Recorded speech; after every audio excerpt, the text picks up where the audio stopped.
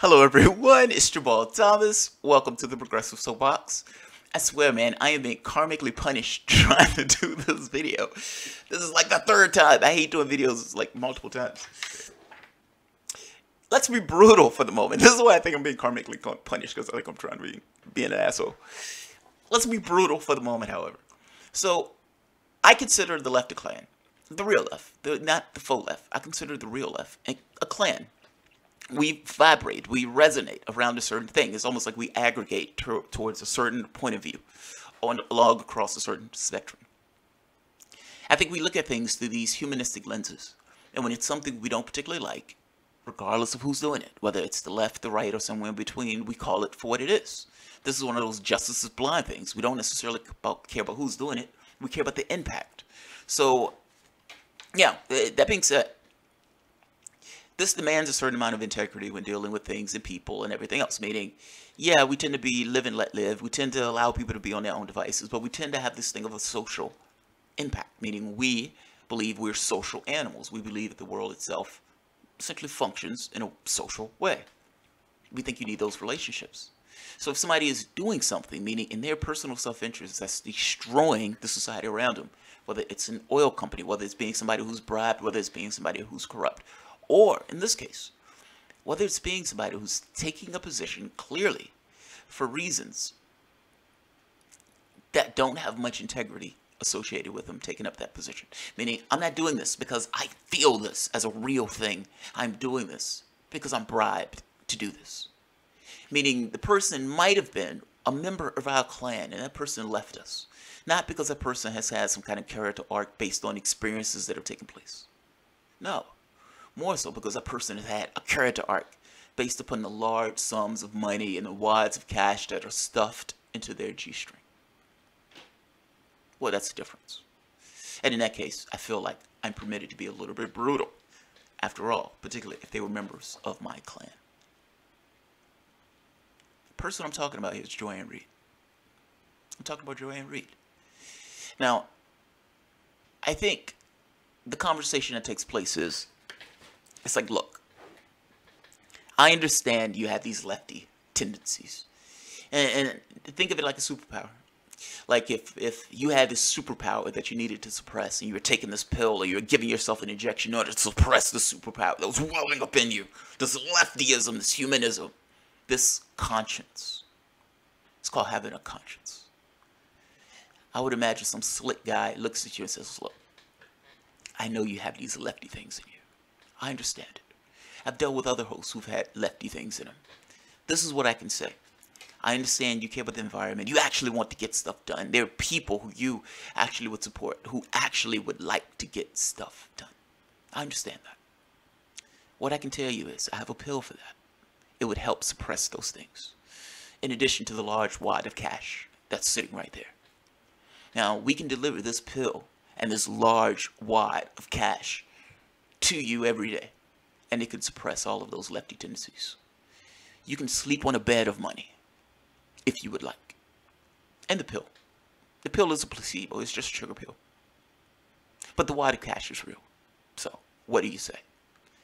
And Joanne Reid, for all intents and purposes, said, give me that pill. And thank you for the cash. And since then, she's been a raving maniac in regards to the tenor that she's taking on her show. And in saying a maniac, I know this is a particular degree of perspective, but she has, for the most part, assiduously towed the Democratic line as a loyal soldier since. Take a look at this. This is going to blow your mind, because this absolutely blew my mind when I saw it. Revising my tweet from yesterday, the great clarion voice in the Democratic Party is Bernie Sanders. And he'll be ignored just like Dean. Well, that's interesting. Revising my tweet from yesterday, the great clarion voice of the Democratic Party is Bernie Sanders. And he'll be ignored just like Dean. I looked up the word clarion to make sure my understanding of this wasn't wrong. Because, you know, sometimes you look at something and you're like, there's no way that that's right. Meaning, what I believe the definition of clarion to be can't be the definition of clarion to be, because this person wouldn't say something like that. At least, the version of the person that we have after taking the pills, and the large wads of cash. Clarion means loud and clear. Revising my tweet from yesterday, the great loud and clear voice in the Democratic Party is Bernie Sanders. And he'll be ignored just like Dean. She's talking about Howard Dean. Now, Howard Dean back in those days was the guy, that guy. He was actually somewhat of a lefty. He would have been considered to some degree in our tribe, a little on the right side of our tribe, but close in the ballpark, things that we can agree on and work with. Howard Dean is now a lobbyist. He got his mind right. He got his wads of cash. He took his pills, and he got his mind right. And he is now a lobbyist. He doesn't like to own up to the lobbyist, but Howard Dean is a lobbyist and essentially toes the Democratic narrative hook, line, and sinker. I'm just making a point in this. It sounds to me, read it for yourself. The clarion voice, what it sounds like is she's trying to say that, look, what Sanders is saying should be the soul of the party, the voice of the Democratic Party. What we are should be this. It should sound like this. This is what we should project to the world. What Bernie Sanders is saying. The guy who's an independent. She's wrong on this in 2 points. The clarion voice of the Democratic Party, Bernie Sanders is not a Democrat. She's, for all intents and purposes, saying the voice of the party, what we should be, is what that guy is talking about who's not actually a Democrat. That's the first point that she's wrong on. He's not a Democrat.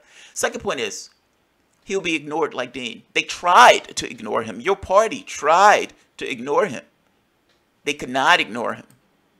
When Bernie Sanders is getting something like 20,000 people into packed auditoriums, you guys look like hacks in your attempt to ignore something like that. And it gets across the massive difference when Hillary Clinton couldn't pack a outhouse, when Bernie Sanders is packing 20,000 people into auditoriums and outside venues, and people are flooding these auditoriums where you have like 10,000 people more than what the auditorium can take in. That's the guy you tried to ignore, and that's the guy you couldn't ignore. It was looking ridiculous at a certain point. So when you couldn't ignore him, you tried to gut him. You tried to hit him in the knees. The 2010 Joanne Reid says he's the voice, or should be the voice, of the Democratic Party. The 2017 is Bernie Sanders is sexist. Bernie Sanders can only get white voters. I mean, that's a massive difference in those things. Listen to the Joanne Reid of today. Joanne Reid back then, this socialist should be the voice of the Democratic Party. Joanne Reid today. And they've got to find somebody to rally behind, and I think Costa's right. Is it Bernie Sanders, or is it a new face that we haven't yet seen? And I don't think it can be Bernie Sanders, because as we all know, he is not a Democrat. And so I think you're going to have a lot of Democrats. Donald Trump's not really a Republican. That is a good point. But I think because he didn't actually join formally the party, it's going to be difficult for him to exert leadership, because much of the party will resist that. I think that the Democrats are scrambling for a message, for a leader, for an identity. And I think that at the moment, they do not appear to be well equipped to deal with Donald Trump or Trump. What? What am I missing? What just happened? I'm in a whiplash. In 2010, you're saying that the independent senator from Vermont, who's not a Democrat in 2010, should be the voice of the Democratic Party.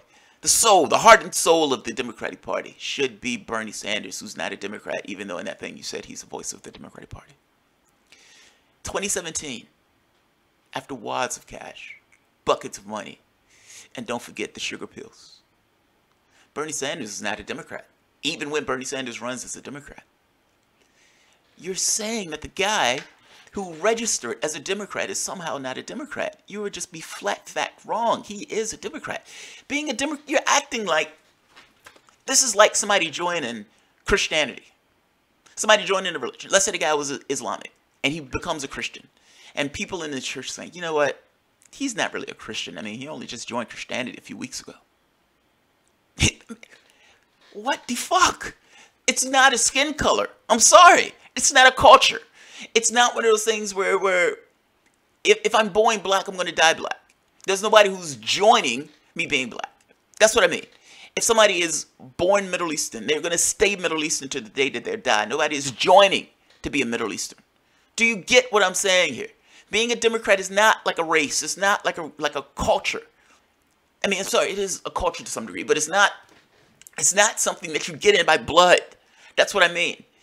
If Bernie Sanders became a Democrat, that is the only standard for him to become a Democrat. If Bernie Sanders was a Democrat one day, then Bernie Sanders is a Democrat. The moment that Bernie Sanders joins the party, you're saying that he's not a Democrat. When back during 2010, where you weren't getting the buckets of money and the pills, he's the voice of the Democratic Party, even though at the time he wasn't a Democrat. What it sounded like was that you wanted him to be the voice of the party. You wanted the party to stand for something. You wanted the party to represent people's interests. You wanted it to be something fundamentally different than what it is. And you had to step out of it in order to pull in Sanders, in order to say, this is what the party needs to be. This is what the party needs to get back to. We need to have re-ensoul this party. It needs to be something fundamentally different than what it is. I'm Joanne Reid. In 2010, I think what this party needs to be, what this party needs to sound like, is the Democratic Independent Socialist from Vermont. Put a bunch of money in your pocket. Give something to, yeah, I lost a bunch of integrity here, but man, did I get a lot of money. Did I get a lot of money? Yes, the integrity just oozed out of me. The more dollars they put on the table. And they got to the point where my integrity was just meaningless. It's just a word. Doesn't really mean anything. Doesn't mean anything. I have cash as a replacement in every degree for the integrity that I lost taking this job as Joanne Reid. I don't know if Joanne Reid really believes the stuff that she's saying, meaning I'm paid this much. This is my political affiliation this much. My political affiliation in some degree is my job because I'm a host at MSNBC, and it's pretty damn clear the perspective of MSNBC is going to align with the Democratic Party. And because that's pretty clear, that's the line I'm going to toe. They were with her. I am with her. I may be with her for various reasons, but I am with her. Meaning I am going to gut this guy who back in 2010 I thought should be the voice of the actual party. Sad. It's sad. Shame on you. Shame on you. This capacity of selling out the left for the money in your pocket, for the political affiliation that you feel you need to carry. Is it possible, to any degree that's possible, to just be honest, to say that you're with Clinton, that's your person, you're with the Democratic Party, that's the party that you're affiliated with?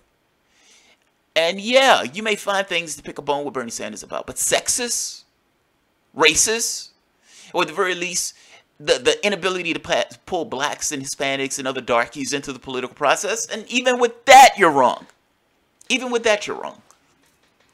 What I'm getting at is, why the drastic change? In one voice, you're saying, yes, this guy should be a member of the party, when he wasn't even a member of the party.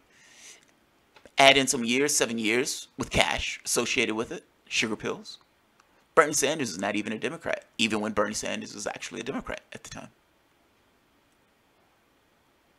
Cash should not be the delimiting point in getting across or shedding your values.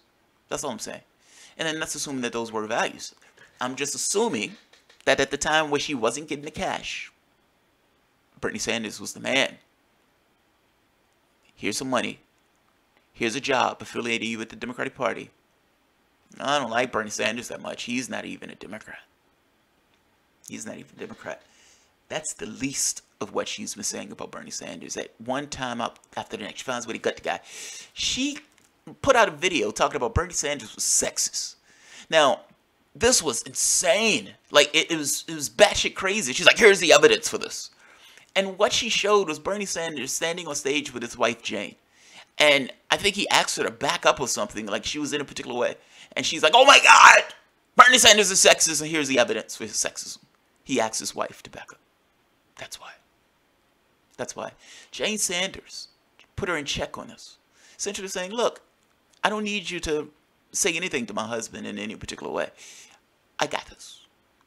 Not just that, you're a hack. Now, she didn't say it in those terms, but for all intents and purposes, that's what Jane was getting across. You don't know me. You don't know my husband. You didn't even reach out to me to talk to me. a hack. You're a hack. I love seeing this. It's one thing if she had a character arc that was natural.